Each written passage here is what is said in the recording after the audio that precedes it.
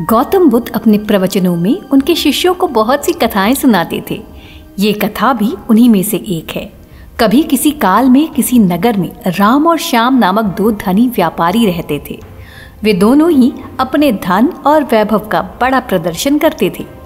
एक दिन राम अपने मित्र श्याम के घर उससे भेंट करने के लिए गया।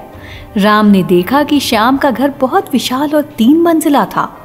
2500 साल पहले 3 मंजिला घर होना बड़ी बात थी और उसे बनाने के लिए बहुत धन और कुशल वास्तुकार की आवश्यकता होती थी।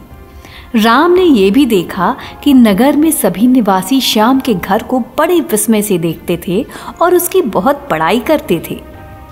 अपने घर वापसी पर राम बहुत उदास था कि श्याम के घर ने सभी का ध्यान खींच लिया था। उसने उसी वास्तुकार को बुलवाया जिसने श्याम का घर बनाया था। उसने वास्तुकार से श्याम के घर जैसा ही 3 मंजिला घर बनाने को कहा। वास्तुकार ने इस काम के लिए हामी भर दी और काम शुरू हो गया। कुछ दिनों बाद राम काम का मुआयना करने के लिए निर्माण स्थल पर गया।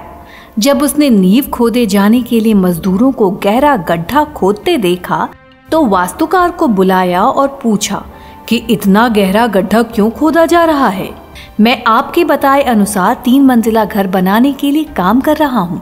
वास्तुकार ने कहा, सबसे पहले मैं मजबूत नींव बनाऊंगा, फिर क्रमशः पहली मंजिल, दूसरी मंजिल और तीसरी मंजिल बनाऊंगा। मुझे इस सब से कुछ मतलब नहीं है, राम ने कहा। तुम सीधे ही तीसरी मंजिल बनाओ और उतनी ही ऊंची बनाओ जितनी ऊंची तुमने श्याम के लिए बनाई थी। नींव की और बाकी मंजिलों की परवाह मत करो। ऐसा तो नहीं हो सकता, वास्तुकार ने कहा। ठीक है, यदि तुम ये काम नहीं करोगे तो मैं किसी और से करवा लूंगा, राम ने नाराज होकर कहा। उस नगर में कोई भी वास्तुकार नींव के बिना वो घर नहीं बना सकता था। फलतः वो घर कभी बना ही नहीं। इसलिए किसी भी बड़े कार्य को संपन्न करने के लिए उसकी नींव सबसे मजबूत बननी चाहिए और काम को योजनाबद्ध तरीके से किया जाना चाहिए।